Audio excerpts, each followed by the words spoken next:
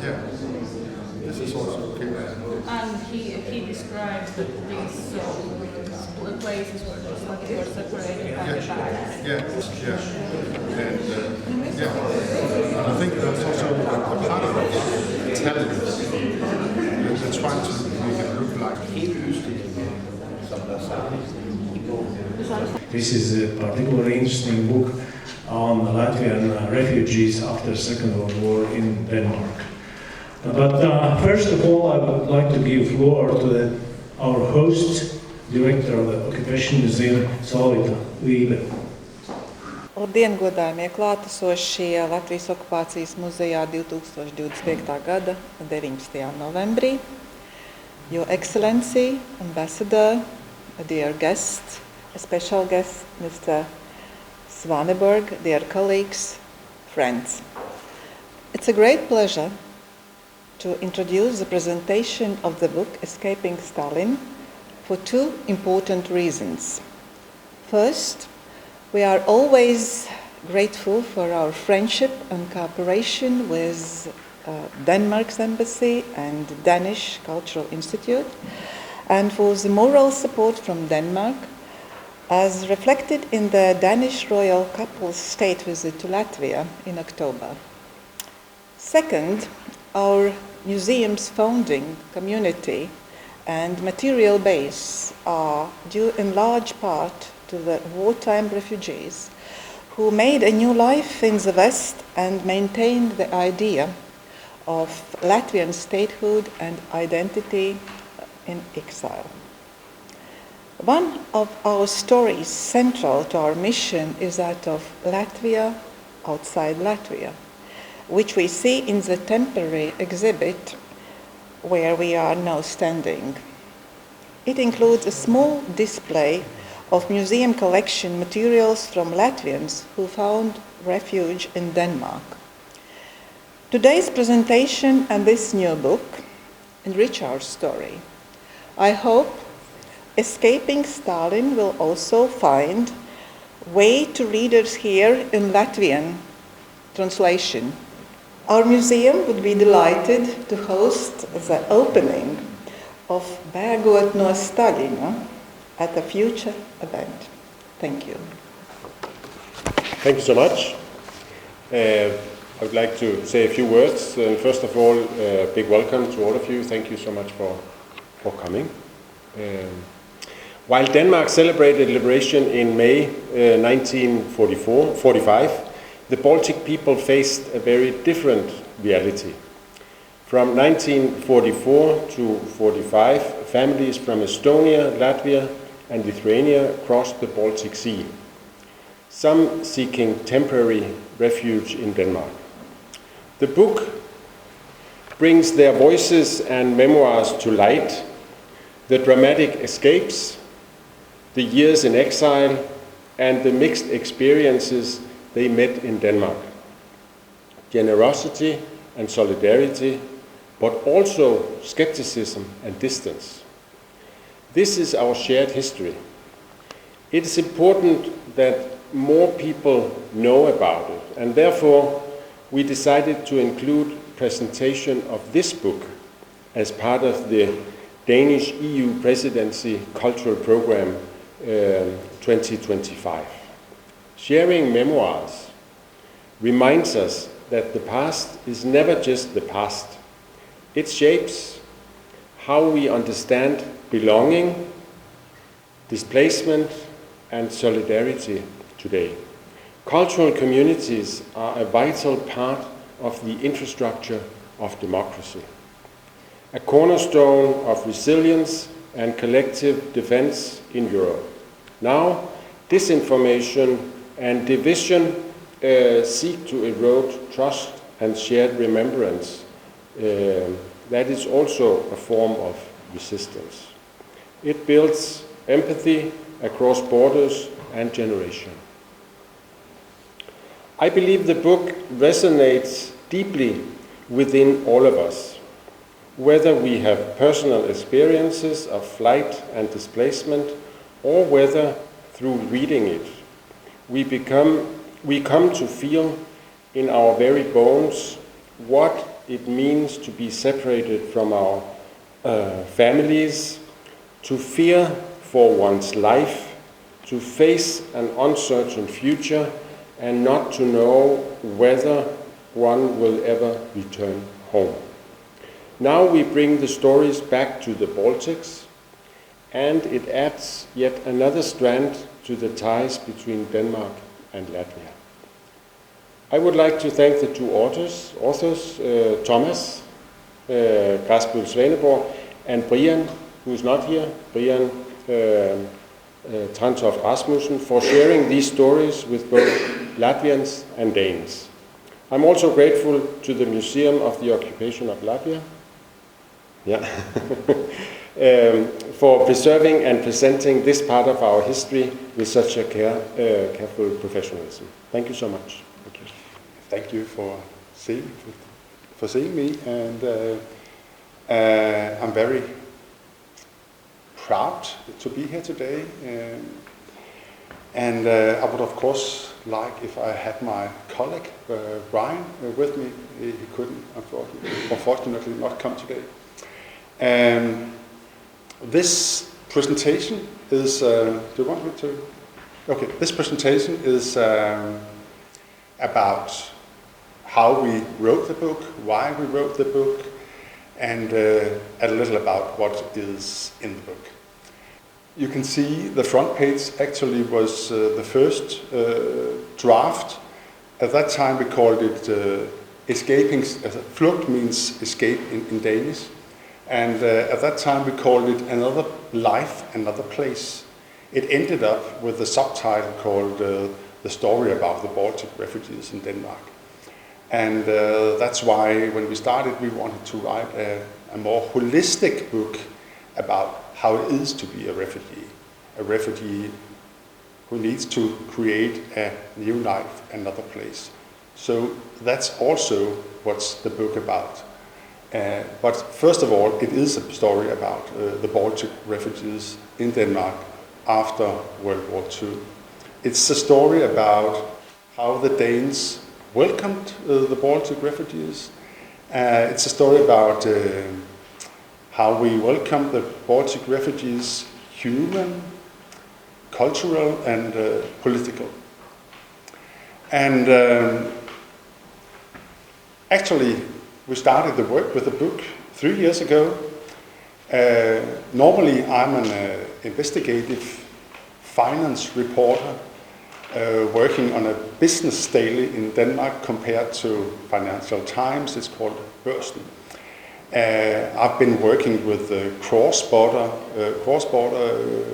finance crimes, economic crimes, tax crimes for the last 20 years.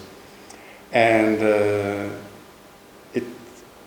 I hadn't imagined that I should write a book about humans like this one.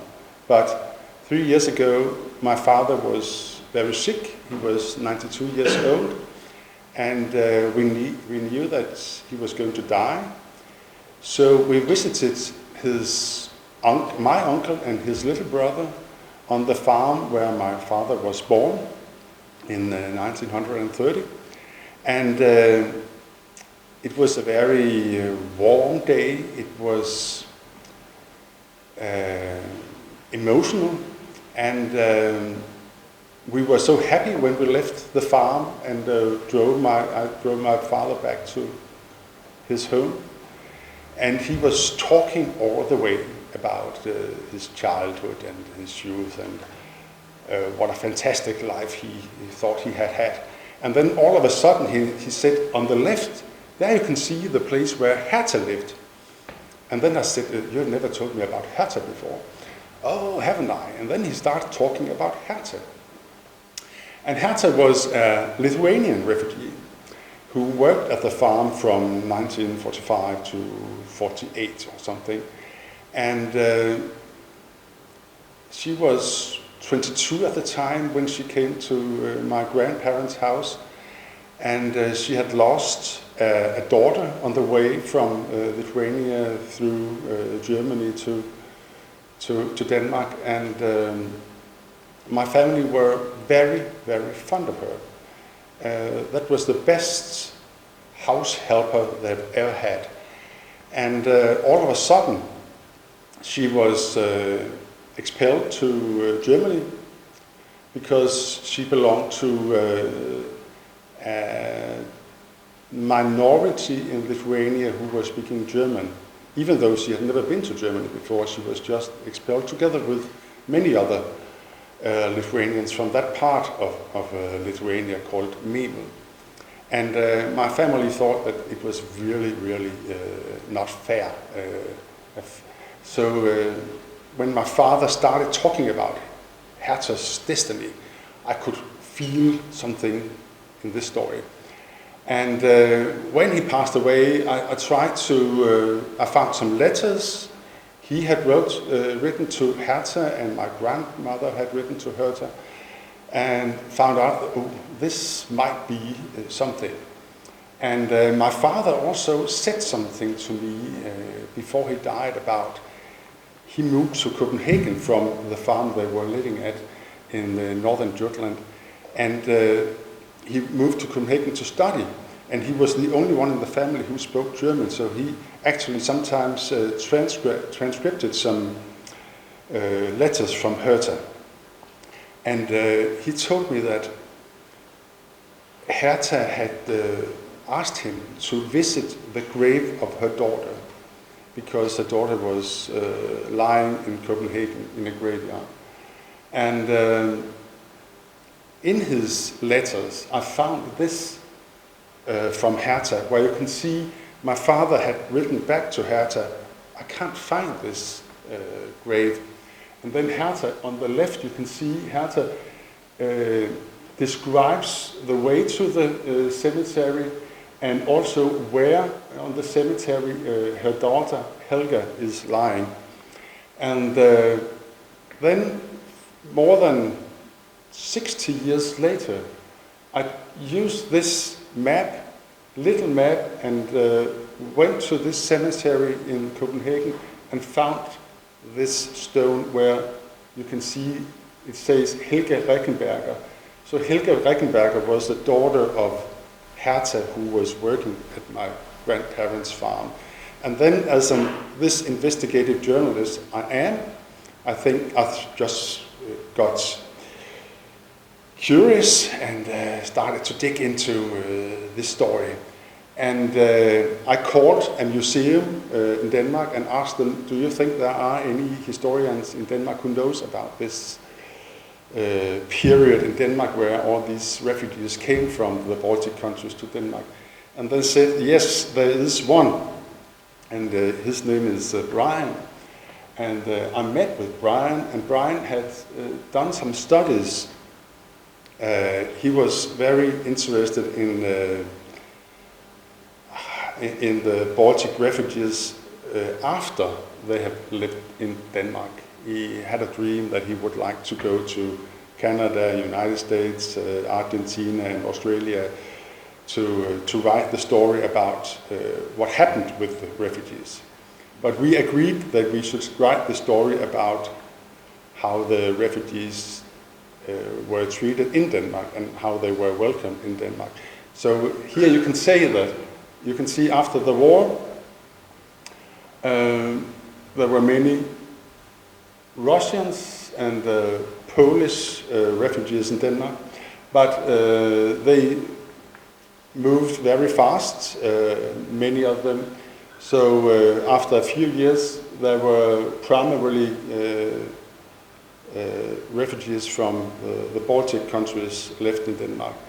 And this is especially an untold story, because after the war there were 250,000 Germans in Denmark. And actually, when the Baltic refugees came to Denmark, they came together with the Germans, because Denmark was still occupied by the Germans in the beginning of 1945. So when the Baltic came to Denmark, they came like a part of the of Germany. And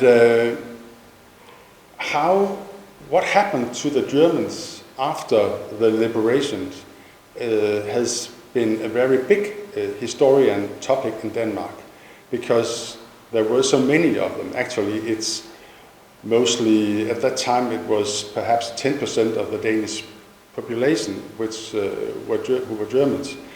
So they were very big, and they were treated very different than refugees from, for example, Latvia. So we thought that this year, in 2025, was the 80 years for the liberation. We thought it would be a good idea to plan to publish a book about this subject at the same time as we knew that all the other Danes would like to talk about the liberation. We would like to tell the Danes that actually we were liberated, but there were 3 countries not very far from us who weren't liberated, and this is the story about how we treated them at that time. And we have decided to tell the story in a dramatic way, because we feel that the Danes still have difficult to understand why the Baltic refugees didn't want to live in the Baltic countries. And some of the people we have interviewed to the book, some of the refugees, they are telling us that many Danes in the 40s said to them, "Why don't you just go home?"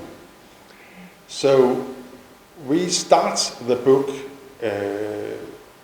perhaps the first 80 pages, to describe why the Baltic refugees escaped, and describing this escape during Estonia, during Latvia, during Lithuania, during, now it's Poland, during Denmark, during Germany, and on the water to Denmark. It has been very moving to do that by all these interviews we have made with still living refugees, and we've also been into many archives to do that.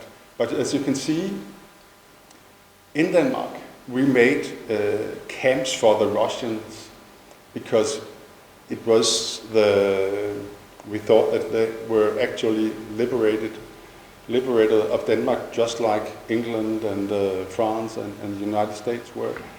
But you can see this came with, I don't know why today, how in hell were they allowed to bring Stalin to a refugee camp in Denmark? It's really interesting, but that was the belief in the Danish community at that time. So we tell the story about this escape through the winter of 44 and 45, and how they were passing lakes with these wagons, horse wagons, country wagons, and then ended up in Copenhagen. And this is still in April 45, where Denmark was occupied by the Germans. And actually the Germans, they had occupied many schools and many houses and many military houses where the refugees could stay. And also this place called Kobihal, it's actually a sports place. And I think we will perhaps come back to that later in another presentation here. But that was one of the places where the Baltic refugees were placed when they came to Denmark.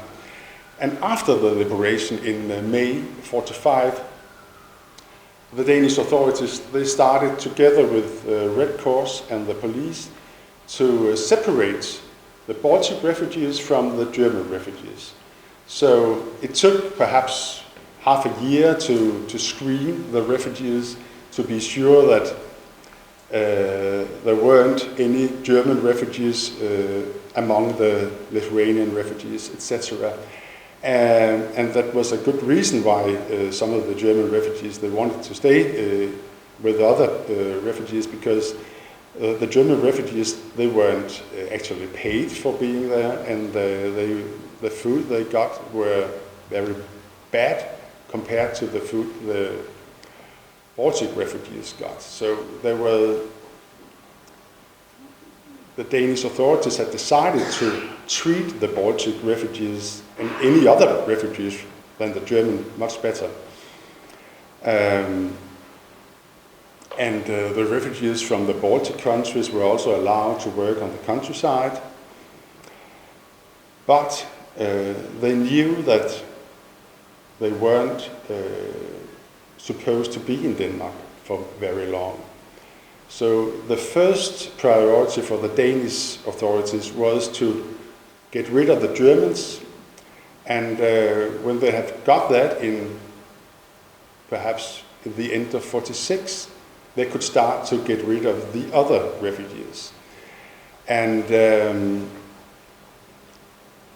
many of you probably know that in Sweden there was this case about some 146 soldiers who were sent back to Latvia and Estonia and Lithuania. So in Denmark, the refugees were also very scared for that destiny too. So many of them actually also was trying to find a way out of Denmark by themselves, because they didn't feel secure there.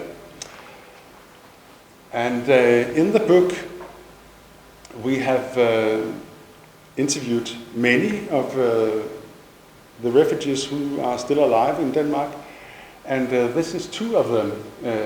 One of them might be known here. He's called Ivars Silis, and he's the man on the left. He's in certain cycles, he's a well-known explorer. He lives actually in Greenland, and he is also the honorary consul for Latvia in Greenland. And he came to Denmark in 45. He was 4.5 years old, and on the way he left Latvia together with his mother and his little brother. Their father was in a concentration camp in Germany, and he didn't see him until perhaps 40 years later, when he decided to go to Latvia. And the other one is Laimonisakis, and he had a very dramatic escape to Denmark, because he was 15 years old at that time. So he knew, and his mother knew, and his father knew, that both the Russians and the Germans, they would like to have him in their army. So several times during this escape, he actually felt that he was going to die for different reasons. Ivars and Laimonis, they are very happy because they were allowed to come to Denmark, and they truly, they really hate everything which is Russian today.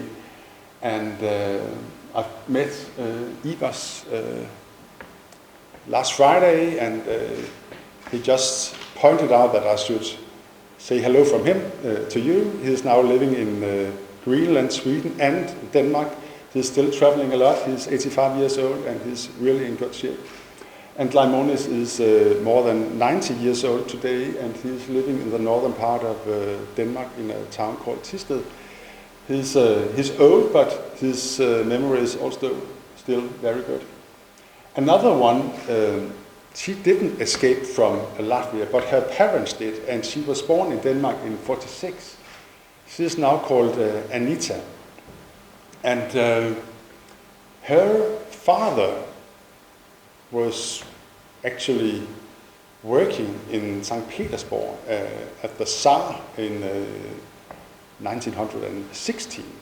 And he had, you can call it a social debut when he came to Denmark, because when he left Lithuania, he was working in the post system in Latvia and had his own house paid by the Germans, and I think he was feeling that he belonged to the upper class.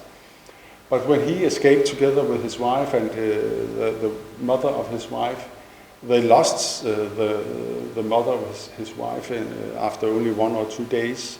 They had to leave her on the street dying. And when they came to Denmark, they were really traumatized. And then they got this daughter called Anita. And Anita is also still alive today.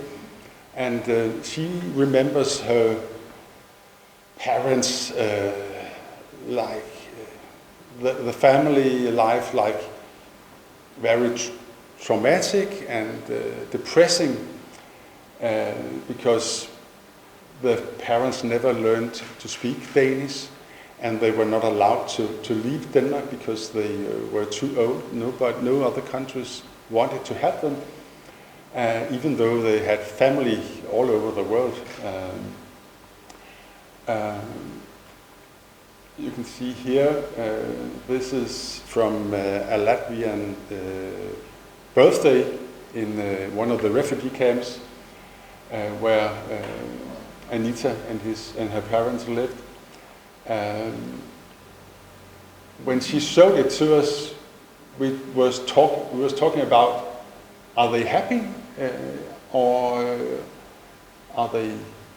What is going on there? Because it is a birthday, and they have there's Latvian bakery, but no one of them seems to be smiling, exciting. It's like watching Mona Lisa, I think, because you don't know what's going on in there. And this is the letter. Anita's father got this letter every third year, because he had a working permission, and if he didn't have that, he risked to be expelled to the Soviet Union, actually. And he got that working permission from 47 to 50, from 50 to 53, from 53 to 56. And in 1963, he was given this citizenship of Denmark, and that meant a lot to him. But he was very disappointed that it should take almost 20 years before he got that. This is a picture from, actually I think it's from also from KB Hallen, the big refugee camp, where these, I think it's Latvian refugees who are tearing apart propaganda material from the Soviets officers who went to the camp. They came to the camps together with the police and with Red Cross several times during 46 and 47, trying to get the Latvians and the Estonians and the Lithuanians, trying to get them back to the Soviet Union. And I think if there were 9,000 Baltic refugees in Denmark, only 10 accepted this offer to get back. And Ivas has told us that when they left the refugee camp to Soviet Union, they promised to write, and they never did. And instead of staying in Denmark, Denmark, actually we were occupied during the World War II, but not many Danes died during the war. Many Englishmen died, many Germans, many men in all other countries, occupied countries, died. But Denmark, we didn't lose so many people. So we had actually a big unemployment in these years, so we didn't need the Baltic men to work at the factories, but they really suffered in Australia. You might know that, but because Australia, they were normally having perhaps 10,000 British young men every year, but after the war, this traffic stopped, so they wanted they appealed to other countries that they could that they would go there, that they would send their men there. And the Australian ambassador in Denmark, he came to Denmark and asked for young people. And they paid the travel for some journalists who went to Australia to write articles about how nice Australia is. But the journalists, they came back and told their readers that Australia is not the land of opportunity. And so they write here that this is a land, they are racist, and it's not very well developed. So no Danes wanted to go there after the war. Instead, we said, okay, but we can send the people from the Baltic countries there. So that's one of the reasons why so many Baltic refugees ended up there. At the end of the time period after World War II,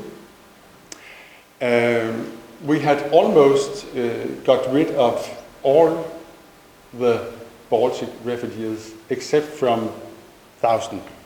That was the people who suffered from tuberculosis. That was the old people who weren't able to work, and that was many children who came here to Denmark alone or with their family.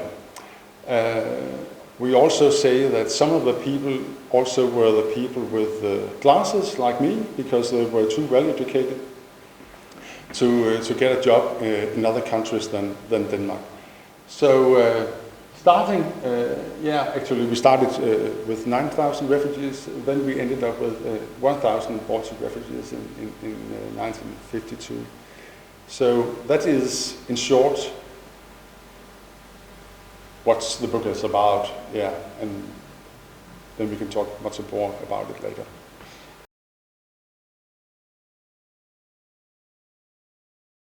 Tur, kur mēs bijām, tur jau ar tā izskatīju, varēja saskatīt, vai tie poļi skatījās un teica, ka var redzēt, kur Krievu tanki ir izlauzusies cauri.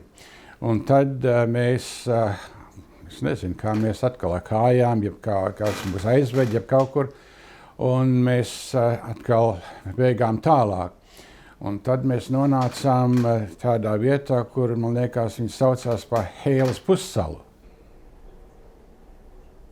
Un tur mēs gribējām tikt uz vienu kuģi virsū, kas iet uz Dāniju, bet mūs nelaida virsū, jo tas bija rezervēts, teiksim, tikai priekš ievainotiem un tā kaut kas.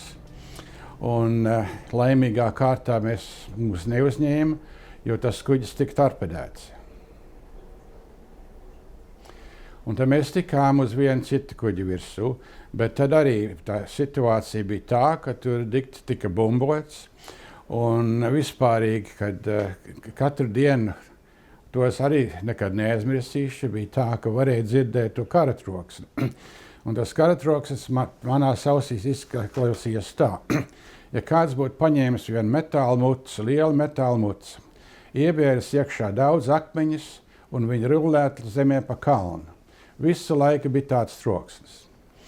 Bet tad, kad mēs bijām pie tās Heilas pussalas, tad tie kuģi nedrīkstēja braukt, ja negribēja braukt ostās iekšā, jo tur tika bieži bumbots. Un kas notika, tad viņi ar torpedlaivām mūs uzlika uz torpedlaivas, vācu torpedlaivas, un tās mūs aizveda jūrā iekšā. Un tad ar ceļam krānu mūs uzcēla augšā uz kuģi. Un tas kuģis gāja uz Dāniju. Bet tā arī bija tā, ka mēs atkal bijām tās latviešu tās 6 ģimenes, kas kopā. Un lielāko daļu uz to kuģi bija vācieši, vācu ģimenes. Un dabīgi viņi teica, vēl kā tad jūs laižat tos auslenderus te virsū? Un tā kaut kas.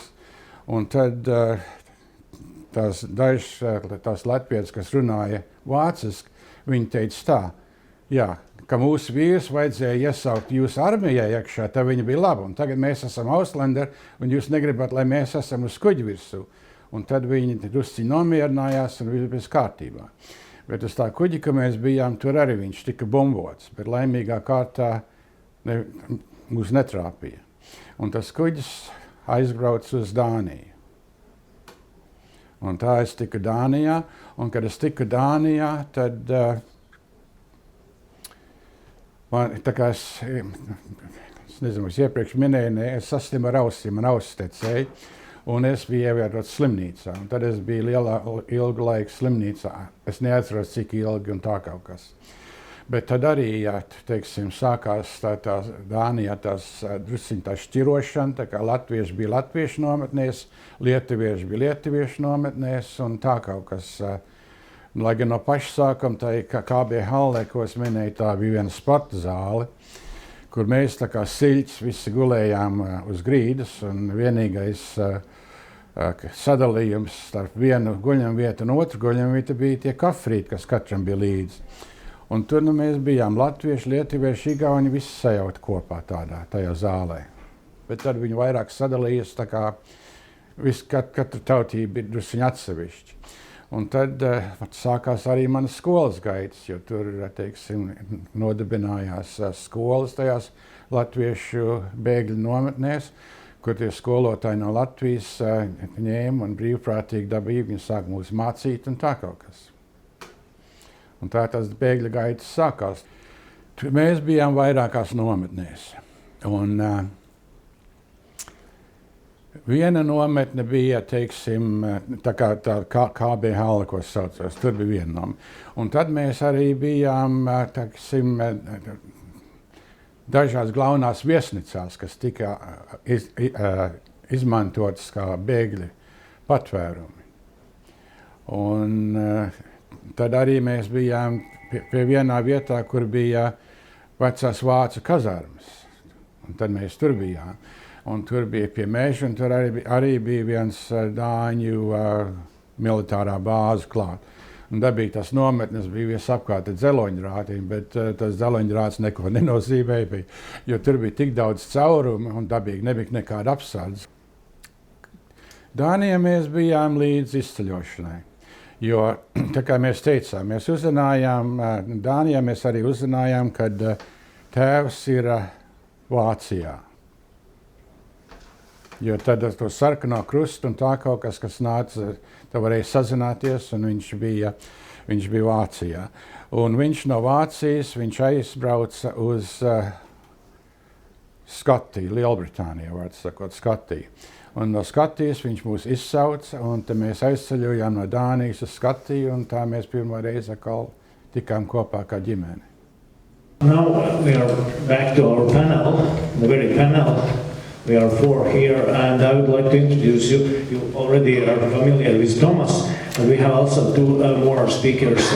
Bēgšana, who was as a child, as a boy, living in displaced persons camp, and actually quite close to Denmark, in Hamburg, and has certainly his memories. And we have also Victoria Pivek, who is from Ukraine, and museum guide here in Occupation Museum, and has recent memories. Actually, it's today, it's going on, so we can compare, we can find similarities and differences. It was a story of early 90s when we thought it's over, it's finished, no wars, nothing, just Fukuyama said history is ending. So actually it's not, it's coming back again and again, and so we have to face history again today. I would like to ask about attitude of Danish community, Danish society. It was quite unusual for Danish people just to, after liberation, just to get a number of refugees. Yeah, and there was this official welcome that we were told by the Allies, by the British and the Americans, especially by the British, that these refugees from the Baltic countries, they need to stay in Denmark, and you're not allowed to send them back. So that was really a clear order from the British. And then the Danish authorities, they started to make all these camps like he told, and they started this long process by separating the refugees from each other. And especially in the countryside, the refugees were very popular, because you always at that time needed people to work in the fields. Labor hands, yeah. But in the cities, they were not as popular, because at the restaurants they were, perhaps they accepted a lower fee, but they were at least allowed to work there. So, and many of them also got a Danish girlfriend or boyfriend, and there were some marriages between Danes and Baltic refugees. So that's on the more practical way. Yeah. What about governmental institutions, municipalities? Yeah, and it was very important for Denmark to be good friends with the Russians. Russians occupied still a part of Denmark until 46, an island called Bornholm. And in 47 there was a Danish newspaper who wrote very critical about Khrushchev, about not Khrushchev, but about Soviet Union. And when they did that, they were called into the foreign minister's office and told that they should take care of how they wrote about them, because about the Russians, because we had this situation where we were going to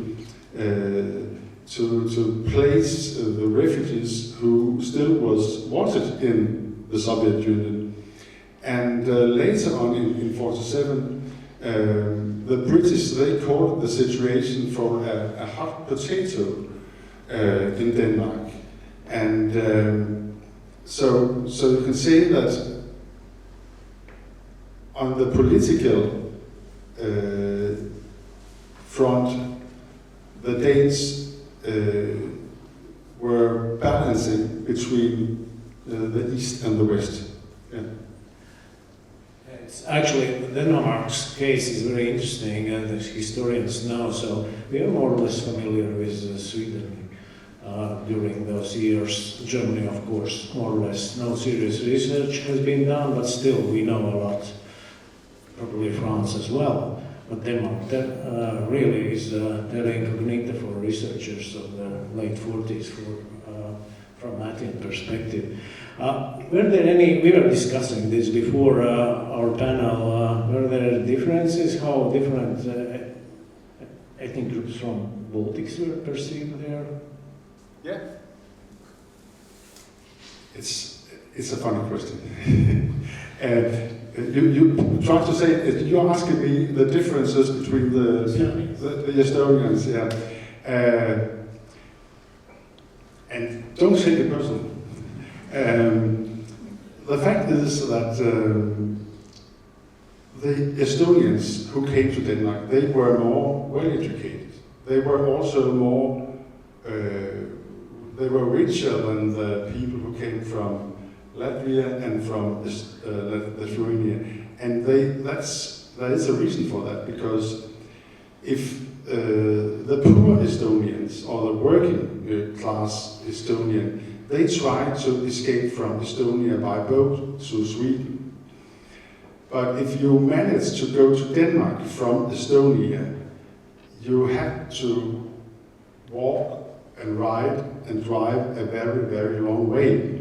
And you can only do that if you are well educated, if you are part of the establishment. So that's the reason why the Estonians were more well educated than the Latvians and the Lithuanians. And actually, I think you can also say that the Latvian people in Denmark, they were also more well educated and more wealthy than the Lithuanians. So the Lithuanian who came to Denmark, do you like to hear that story?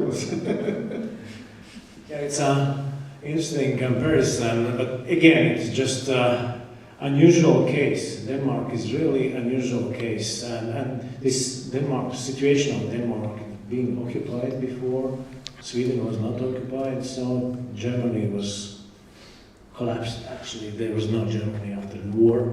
So it was a very interesting case for analysis, for research you have done, and I appreciate very much just combining oral history and traditional historical approach. So I hope readers will enjoy very much. I noticed very good reviews in Danish media. So my question is, the last question so far for you is related to the future of how people were considering those refugees. Did they consider they are staying there, or they are going somewhere, they would like to get rid of them? What was the attitude? Because there was no lack of workers in Denmark at that time. Rather, there was unemployment, so there was competition, and naturally for Danes, they might be seen as competitors. When Denmark negotiated with United Kingdom, with Argentina and United States, one of the big issues was how long can the refugees from Denmark be allowed to stay in, for example, UK before the UK can send them back. The UK wanted to send to have the permission to send the Baltic refugees back to Denmark if they weren't able to work, if they were sick, or if they were breaking the law. They wanted to have that permission to do that, perhaps, I think it was 12 months. And the Danes said, no, if you have had them for 3 months, they are yours. And one of the refugees in our book, he's called he was from Estonia. And he went to Argentina. And Denmark and Argentina, they made an agreement that if the refugees, they had, I think you could say, 3 months to find out whether Argentina was a place for them or not. And he left France with a boat, and then he arrived in Argentina more than a month later. And when he arrived to Argentina, he was sent to prison because he was too young to stay in Argentina. He was only 18 years old. And then, if he should have, if he wanted to take back to Denmark, he would only have had 14 days in Argentina to take that decision. So I think that says pretty much about how much Denmark wanted to get rid of these refugees. Thank you, but I'll come back to you with the more general questions. Now I would like to turn to Guntis. You have been in Germany as a kid. You definitely remember a lot, and your parents were there, and stories, and you have taught a lot about the things. Could you share your memories? Thank you, Walters. Well, firstly, let me say that my memories, I was almost 6 years old when my parents, my mother and I left Latvia. So the memories I have are the memories of I was 6 years, 7 years, until 10 years old refugee. So please take that into account. But I must say that 6 years sounds a very, very sort of small age. but somehow the war left a very deep impression on me. Maybe it's because wars are generally quite sort of dramatic. I guess that's the reason. But in some respects, it seems to me that the wartime memories are some of the most vivid memories that I have in sort of, at least while growing up. But maybe let me briefly start with our history, what happened to us. I can say that our sort of journey as refugees really started here in Latvia, because at least my mother and I've also got a young sister who was born in Latvia in 1944. I was born in 1938. We actually were sort of every summer, at least my mother and I used to go to the seashore in Jurmala. And in 1944, the Russians actually managed to encircle Riga, and they broke through to the Baltic Sea in a suburb called Flugten. And we were in Jurmala at that stage, and I can remember that my parents were quite worried, because already it was an encirclement by the Soviet army, and my grandmother, who was also with us, she was kind of put on the last train from Jurmala back to Riga. And I recall that my mother and my father, they had bicycles, so they bicycled back from Jurmala back to Riga. I was sitting on the back of my father's bicycle. My young sister was in the front. She was only about 10 months old at that stage. And I think it was probably this experience that the war was coming very close that led to certainly my mother's and my father's decision that it was time to leave Latvia. So my mother, together with me and my young sister, we left in August 1944 on a ship to Danzig. My father had to stay in Latvia because he was working in a paper mill in Ugla, not far here from central Riga. So we went to a ship to Danzig. We didn't have any experience on the way. We were not bombed or torpedoed. And then I think after spending a day or two in Gdansk, these days that's the Polish name for Danzig, we then went by train to a small town which is called Freiberg. It's about halfway between Dresden and Chemnitz these days. And we lived there until about February of 1945. And my father, who subsequently left Riga just when almost, I think a day before the Soviets occupied Riga, and he then he went first to the western part of Poland, which at that time was Pomerania, and then he also joined us in the early part of 1945. He joined us in this town of Freiberg. And from there, when the front line was starting to approach, my parents decided that it was time to move further on. And we actually went on a refugee train to the middle of Germany, to somewhere near Erfurt. And then there we were actually placed in at least our family went to a small village called Großruderstedt, which is about 10 kilometers outside of Erfurt. And in Großruderstedt, in April, 11th of April 1945, that's where as far as we were concerned, the war ended for us, because the American army, which was the Third Army, which was led by General Patton, they were sort of going straight across Germany. And my recollection is that the occupation of that part of Germany, at least our village, took place very, very fast. There was some fighting in the day before that, I think somewhere in the forest not too far. But then the next day the American army sort of literally rode through the area, almost as fast as one can drive in a truck or a jeep.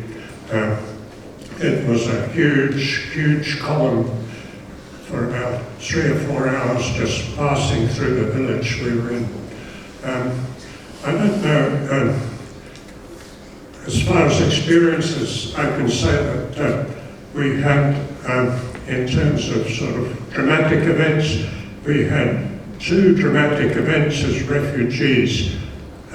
One took place in Freiburg, which was, as I said, a small town, and it had never been bombed by the Allies, because at that time the Allies were bombing Germany quite mercilessly. Even as a small child, I knew that the Americans bombed by daylight and the British bombed by night. And the reason was that the Americans had bombers that had many more machine guns on the top, and the British bombers were less well defended. And in Freiburg, we had an incident where, as I mentioned, Freiburg had never been bombed before, but in October of 1944, my mother and my small sister and I were sitting having lunch. It was about 1 o'clock in the afternoon. It was a bright blue day. Sun was shining brilliantly, and the alarm system at that time in Germany was that there were 2 alarms. There was a first warning alarm, a siren, probably about 5-10 minutes before the bombing started, and then there was a second siren alarm, which was the time when almost the bombs started to drop. And then the third siren was when the bombers had passed over and the bombing had ended. But my mother, I'm not quite sure for what reason, but when we got to Germany, to Freiburg, she never went to the air raid shelter.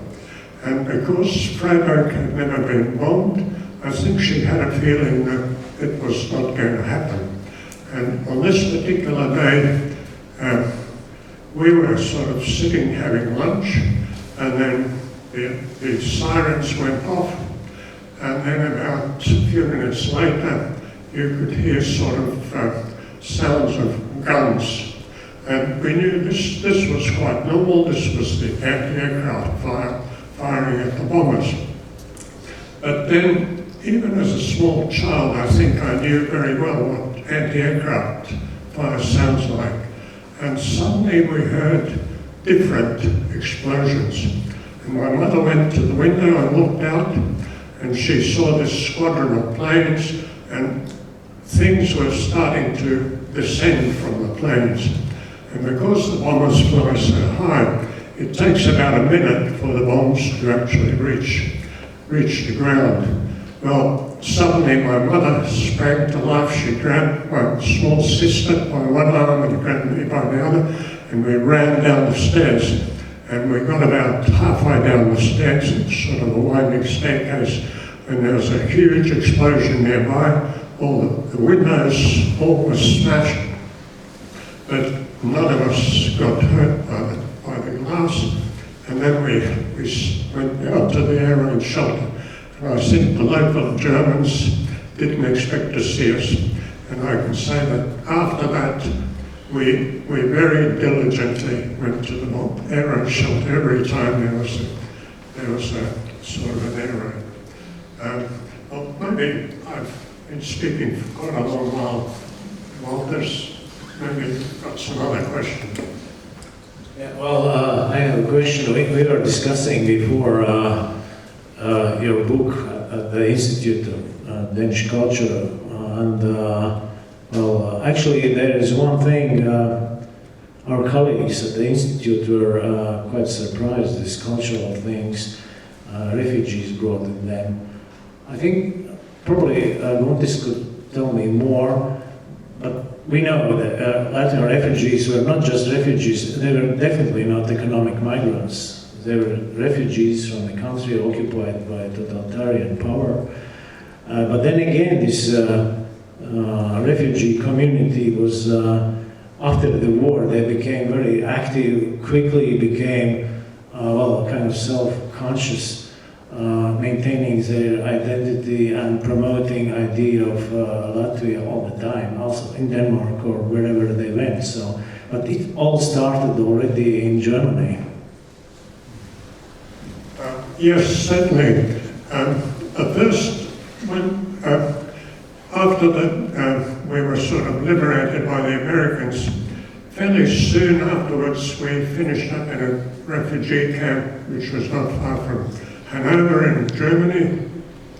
And even in this camp, it only took about a month or two before I think the Latvian teachers decided that the children need to get some education. So there was a sort of a Latvian school started. I don't have a particular recollection of the school, but I understand that it started. But there was also a man, for instance, who started printing, publishing a magazine already called, I think the name was Tilts. And in general sort of, I think various kind of Latvian activities started. Maybe a particular thing I might mention is that in the next year, 1946, just for background, I can mention that my mother, when we left Latvia, she was actually a lecturer at the University of Latvia. But she had only very recently become a lecturer, and in round about March of 1946, she became aware that in Hamburg there was sort of an organisation was forming to form a university for Baltic people, and she actually then went to Hamburg and to see whether she could actually become part of the staff of this university, and she managed to get a position at the university, and she was there. We were there until 1948 in the university, and it was a university that for all the three Baltic countries there were Estonian, Latvian, Lithuanian students. And about 2,000 students, even at that time, between 1946 and 1949, when the university closed, about 2,000 students at one stage or another actually studied in the university. So and I think this was sort of certainly a very high cultural achievement, if I can call it that. Certainly, from what my mother has said to me, she recalls that this was the most satisfying and the happiest period in her life. The 3 years that she managed to work she was an associate professor in the university, and these 3 years she regarded as the happiest period in her life. And this was despite the fact that we were living like other refugees in sort of essentially wartime barracks. The food was the same food that other refugees got and so on. The living conditions were not particularly great, but nevertheless the atmosphere, the fact that my mother had a chance to, and also my father, but my mother was sort of at a somewhat higher level. The fact that both the parents and especially my mother had a chance to participate. She regarded this as really her, as I said, happiest period in her life. One can talk about the cultural achievements. Certainly, we eventually finished up. Finished up in Australia. We emigrated from Germany to Australia, and in Australia, the Latvian community was quite active. The refugees in general, they tended to be, their attitude to the local life tended to be various. There were some people who were sort of very active in the Latvian field. There were others who said, look, we're in a new country, we're in Australia, we want to become part of Australians, we're going to talk to our children in English, even though it's very poor English, we'll talk to them in English, and we will try and assimilate. On the other hand, certainly in our family, we were very much part of the so-called Latvian, what we call the Latvian community. The Australians regarded us, we were officially called New Australians, and I must say that in general Australia welcomed us. I think I can say that Australia really, despite what the Danish journalists said, it was a land of opportunity for many people. Not everyone, but many people, I think. But what I wanted to say was that the Latvian community fairly soon started to develop a theatre. We were in Sydney, a theatre, and a movement started to sort of organise Latvian sort of culture festivals which took place every year. There were choir formed, there was a school, so it was quite a full sort of a program of Latvian activities, if you like. Thank you, Guntis. Well, I tried to lead you to the point you got there, because most of, not all of Latvians or Baltic refugees tried to blend in. They tried to survive as a separate ethnic groups, and to a certain extent they were successful. And well, good example of using different terms is Latvian historiography has accepted the term exile instead of immigration, for instance. We don't talk about diaspora at that time, we call it exile. So kind of exile means something temporary, something forced upon you. It's not kind of voluntary thing. It's different from just ordinary migration. But I would like to turn to Victoria. Victoria, unfortunately, has her own story and story of Ukraine. Today we are following, we are just supporting you, and we would be happy just to hear your thoughts about the things, and first of all your experience, and afterwards we will talk about comparisons, similarities and differences. Thank you very much. First of all, I want to say hello to all of you. That's so inspiring to see so many people today. And talking about my story now, to turn it into the public confession or some kind of these stories, we can read a lot on the internet. And I was listening to the speakers, the presentation of the book, and usually, you know, a few times I caught myself with the idea that like flashback. And first of all, you mentioned what the long time it took from your family, from you to get from here to Germany. And not the most pleasant memories I have, to be honest, but my way from Kharkiv to Riga took for me almost 4 days. And it was quite an exhausting experience, to be honest. And also, the moment you took the photo with the camp from displaced people, you have the one, right? And in my way, I appeared, if you ask me why, I don't know the answer, but somehow, I appeared in the same place in Ukraine. It was reached on the western part, during our way just to make stop, just to eat something, to sit there, and it looked exactly like that. Okay, not exactly, but I got that flashback that also I was there. And so that's why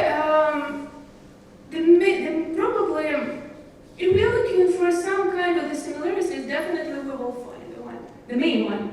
Because all of us, I mean the people who are escaping from the war, we want to arrive somewhere where the place without the war.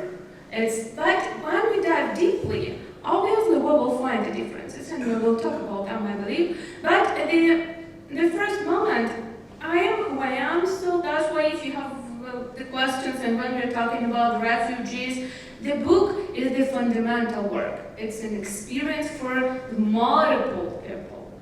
You met a lot of Latvians in exile, right? The organizations, again, multiple people. I'm here, so that's why I don't believe that I'm the one. So I cannot represent all of the people here today. I'm Ukrainian refugees. I am who I am. But the one moment we have to consider, because the story of the Baltic refugees has ended. I mean, the people, they have found their way, right? Their path, their home. My story has not ended yet. Thank you. Yeah, well, it's of course it's difficult to compare, but still it's being more or less in a historical, scientific environment. We tend to compare and look for differences and similarities, and therefore I would like to come back to Thomas. The question, more general question of Denmark also is receiving Ukrainian refugees, and how this perception of refugees from post-Second World War refugees, not from Baltic only, we had definitely Ukrainians back then too, or people from different countries, how it changed and why, and where it leads to. Yeah, there's a big difference. Actually, we're not considering the Ukrainian as refugees. We've made a new law which allows the Ukrainians to stay in Denmark for, I cannot remember, but almost perhaps for 2 or 3 or 5 years, and it will definitely be extended if the war won't end.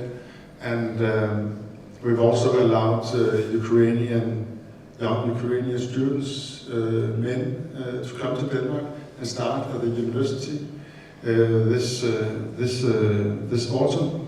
So there is a very big difference, because when the Baltic refugees came after the World War II, they were not allowed to go to school in Denmark. They made their own school in the refugee camps, but they were not allowed to learn to speak Danish, because they shouldn't be too well integrated. So today it's a really different way we are receiving these. You can call them refugees, but lawfully they are not in Denmark. Yeah. Guntis, do you have any comments on comparison? Have you any commentaries?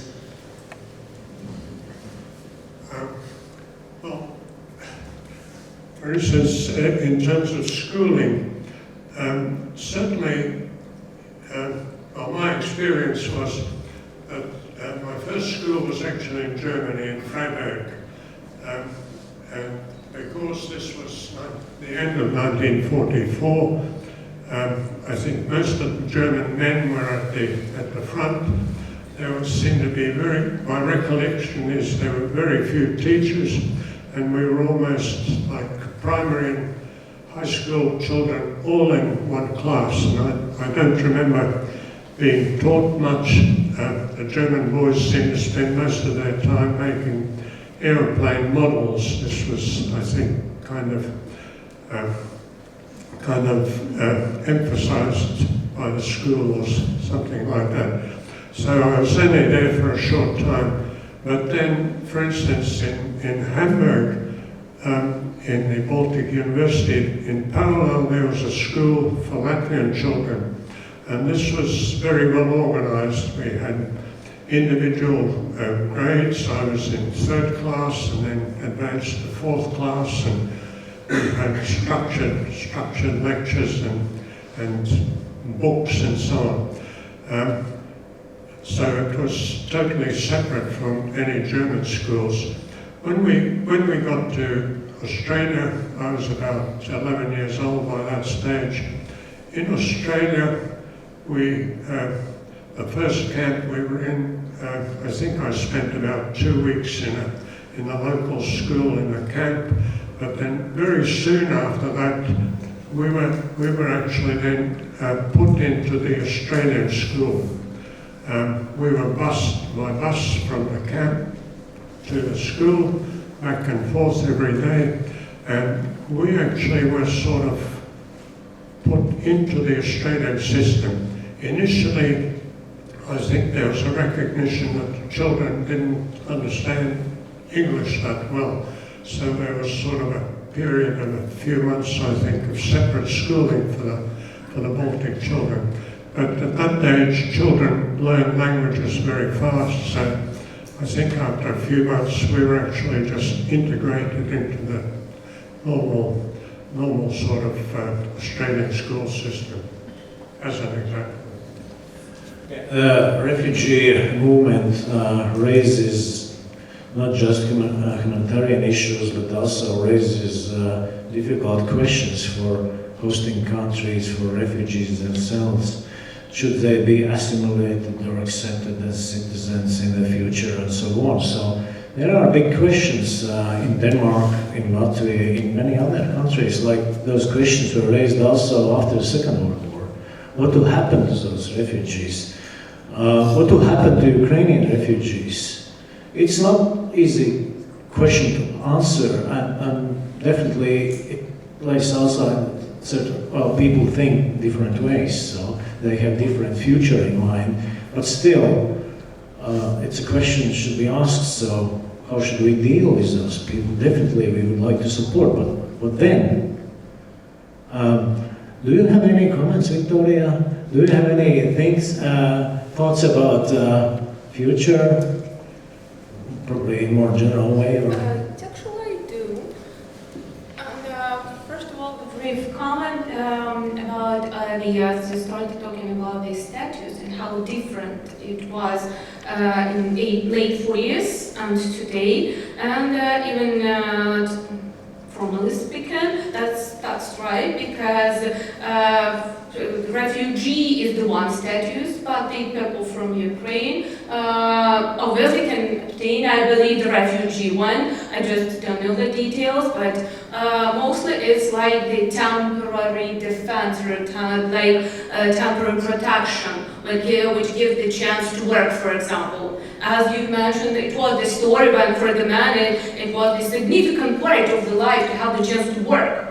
So that's why I mean that the international law has been improved since middle of the previous century, definitely. And to start with 1951, when was signed the first document about the refugee status. But talking about the future, it's actually, there are several levels in general. The formal one, like what about the documents and permissions? What kind of the documents and permissions the people from Ukraine will have in time? I don't know how to say, in a year, in 2 years, in 3 years. On the other hand, I believe, and all my colleagues, you know my opinion, my attitude, I'm learning Latvian language. I understand. I have the joke that I'm like a dog, I understand, but it's difficult to speak. But I'm learning the language, I'm learning the history of the country I'm living in right now. I don't know what's gonna happen to me. Today in the morning, my home was in its place. I don't know if it still exists. I mean that it's impossible, again, I'm talking about myself. It's impossible to build any kind of plans. I mean, to follow the plan. But in general, my opinion, that I respect the Latvian people. I'm trying to like Latvian weather. I'm trying yesterday was fine. Also, every single time I see that my Baltic friends, you know how I do like my Baltic friends, and I believe that it's the moment that we, talking about the people who arrived to another country and who are currently living, for me, it's natural to respect, to learn the language, to understand. I want you to understand me. Okay, I speak English, but again, I want to understand you. It's actually plays an important role. And I want to have the chance to leave. Because when I arrived, it's just the brief of talking about the future, I did not know anything in general. I could not understand what was going on, how to live, how to do, what to do. But in time, I realized that it is the path. We have to be integrated into the society because right now, in this moment, I am living here. And I have to respect the language, the history, the people, the weather, I'm trying. Well, there's nothing wrong with that. I've been living here since 2022, so that's why right now I can see that that's better than it was in 2027. So that's why that's really great. And honestly, here is my opinion that while I'm living here, I will do everything to understand, to be understood, and to be the part of this society. Do I want to keep my identity? Definitely. But it is the controversial moment, I understand. But what the way to keep the identity? For example, the Museum of the Occupation of Latvia, we translated into Ukrainian the final statement of Gunnar Sastra. And I believe it is the way, like for another people, like probably to translate this book into Baltic languages, to present this book for the Baltic refugees, right? For the people who are living in Baltic. The same was with me. My identity and being the part of this country and society I'm living in, it's not the things which could not exist at the same time. They must exist at the same time. So we are coming to concluding remarks, but in the end I would like to say that for me personally, most fascinating sentence I have ever read on refugees was in early 90s. There was a consulate of Sweden in Latvia, and Flugten was consul in Riga at that time, and he was interviewed by Atmo, the journalist. It was a major newspaper by Popular Front, and the journalist asked him, how will Sweden react if Russians will invade again Latvia? And his answer was, we will act different way than during the end of the Second World War. We will accept all the refugees. So I think it's ironic, but in this irony is just uneasiness and the complexity of the whole refugee history, and it's definitely, there are no easy answers and no easy solutions as well. So in the very end, I would like to ask Anna Enemark. Are you here, please? Concluding remarks from you. My name is Anna Enemark. I'm director of the Danish Cultural Institute in the Baltic States. We have our office here in Riga. And this is actually our last event in three chapters in the Baltic States. We have been traveling through Estonia, Lithuania, and now ending up here in Riga. And I would like to give the possibility to hear if there is, are there any questions from the audience? Yeah. Thank you. Thomas, question is for you, please. Ivar Sīlis, that you mentioned, was a schoolmate actually of my mother-in-law, Zenta Bokšāns. She and Zenta Bliss was later on. She was a refugee in Denmark, and he was her schoolmate. But the school that they went to was German-speaking gymnasium in Copenhagen. Yeah. And that raises some issues, of course, and we know that in Latvia about the immigration and language policy, about how immigrants being integrated, whether immigrants want to study in the language that they know, which for Latvian immigrants in Denmark would be German, obviously. For Ukrainian immigrants in Latvia it's Russian, but of course it raises different issues, and perhaps you can comment from the Danish side whether immigrants were welcome in Danish schools, that they chose instead to go into German-speaking schools.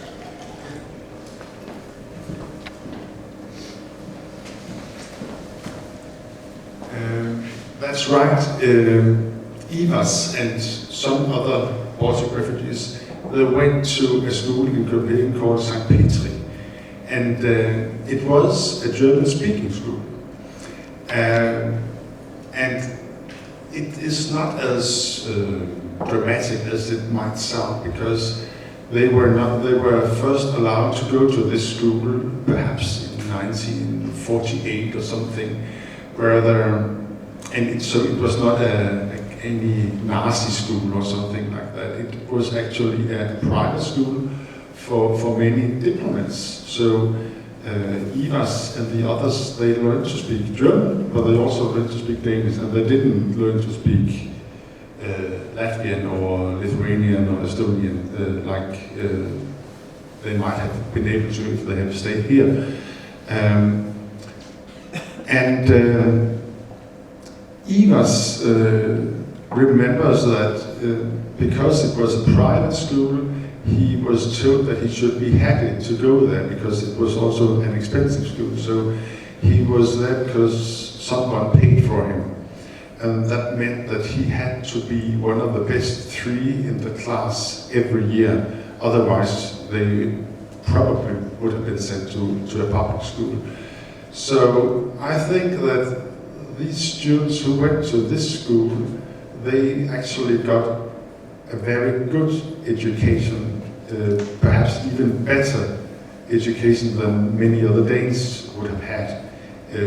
But that was only because that they have reached a point where the Danish authorities, they understood that they could not, there was no other country who wanted to help these people, so they decided to integrate them in the Danish society. Was that okay? Yeah. Is there any other questions or remarks from the audience? Yes, Linnea? Hi, it's a question for Victoria.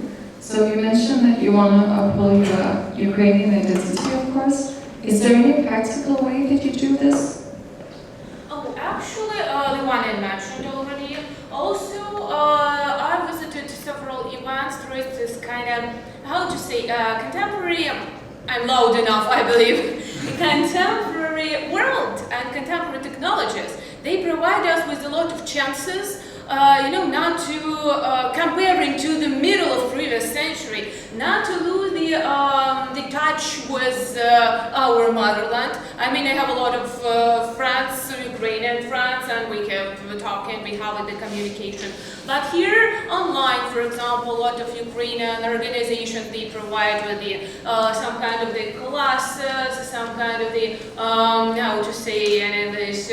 The Latvian word came across my mind, nodarbības. Something we are sitting together, we are working together, like learning something new. And so that's as far as I know, there is the moment, but probably it's because of my interest. But there is the chance right now to purchase in Latvia the books, Ukrainian one, the Ukrainian translations. So that's why a lot of the practical ways also we can find, but also we can find everything only when we want to do that. Thank you. Thank you. interesting to hear about how much cultural communities means that also being able to share literature. And I remember Thomas, I don't know if you have the picture with you, but the man who made the portals. Yeah.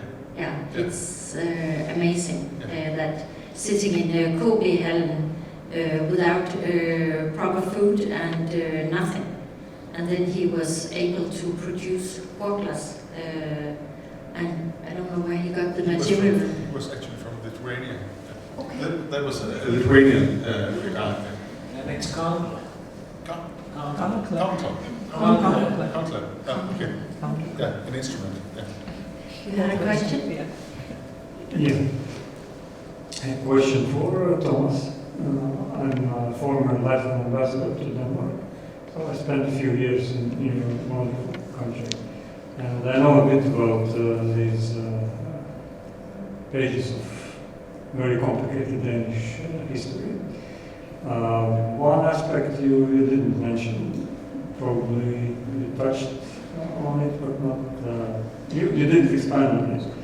Denmark was, obviously, I mean, the situation occurred after the war in a formerly occupied country, and Denmark was not a big country, it's a small, relatively small country, and it was not, I mean, you had to pay for all the refugees. The government had to find the money. What was the attitude and how did it play out? You're saying that Denmark was a poor country at the time? Yeah. Yeah, I mean, Yeah. And that was, I think, the main reason why why Denmark said that we need to have to get rid of these refugees, because there was not demonstrations against the refugees, but the unions, they did some actions where they protested against refugees working on restaurants in Copenhagen and also at factories. And I think the situation, the economic situation in Denmark in 45 and today is actually one of the main reasons why we are so kind to the Ukrainian refugees. That's of course also because we have learned from the history, but today we are one of the richest countries in the world, and we've had an extreme economic growth the last 10 years. So actually we need foreign employment. So we cannot have this economic growth in Denmark without foreign workers. So that's definitely one of the main reasons why we don't have so much problems taking all these Ukrainians into Denmark right now. So it's also an issue in Denmark right now. What is going to happen with in the public when we don't have this growth anymore? We have a very big Novo is one of the biggest medical companies in the world, and they have perhaps 10,000 foreign workers in Denmark. So Novo it's not going so well at the moment. So what is going to happen if Novo or other medical companies won't meet these foreign workers anymore? That's one of the questions we are discussing. Yeah. Other questions? Yeah.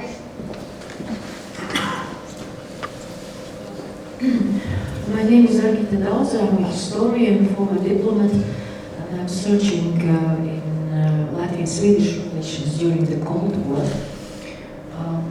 So now something how Swedes were treating Baltic refugees. You mentioned one aspect there about military legionnaires. And when I read newspapers newspapers of 1945, 46, I find that among Swedes also they were pretty, the society was divided. One part was very much supporting Baltic refugees, another part, and mostly trade unions, were against. So here I see some similarity, especially now when you mention trade unions. The situation in Denmark and Sweden was slightly different, of course. But if I may ask you, were Danish society somehow influenced by that, how Sweden was looking at Baltic refugees after the Second World War? Thank you. Yeah. I think it's a very complicated question because many of the refugees many, especially Estonian and Latvian refugees, actually escaped from Denmark to Sweden during 45 and 46, perhaps a couple, 200 or 300. They didn't feel safe in the camps in Denmark. So actually they moved to Sweden. And I think that most of the Baltic refugees will say, if you ask them today, if you ask them in 45 and 46 and 47, they would say that they would prefer to be in Sweden than in Denmark. But I think that might also because of there were so many. There were much more Baltic refugees in Sweden than in Denmark. So perhaps it was easier to get involved with the families. So that was one of the reasons, and it's actually one of our main characters in the book. He leaves Denmark to Argentina, and after 10 years in Argentina, he doesn't come back to Denmark but to Sweden. So I think that the Baltic refugees, they have more in common in cultural perspective with the Swedes than the Danes. Is that an answer? Does it make sense? Or? It makes sense. Okay. Okay, I think that we will begin to come to an end. So thank you once again. As I told, this was the last event in our trip, but the story doesn't end now. Because I just came from Lithuania now, and the Occupation Museum in Lithuania, they have offered to translate and publish the book in Lithuanian. So hopefully it will also happen here. Yes. What about English? What about in English? Yeah, English might be also quite useful. Yes, a possibility. And maybe you already know there is this excerpt of the book in Latvian, which is available for all. We can put it on our webpage, right? Yeah. So I would like to thank Thomas for coming here and bringing the stories home, and also. I would like to thank the team at DCI, especially Artis and Linnea, who have worked so hard behind the scenes with all the coordination and planning, and thank you so much. And also thank you to the panelists and to Walters, who organized this talk very well. And I will end up by saying that this is another chapter in the Latvian-Danish relation, and we had the pleasure of receiving Their Majesties the King and Queen of Denmark 2 weeks ago here in Latvia, and that was a really, really strong signal about the strong ties between our nations, and we can only say that it will continue. And thank you so much for coming here today, and we would also like to invite you for a drink and a little snack afterwards, and it will be out here, yes? And Linnea, you have a small gift for the... Yes, also we will thank the...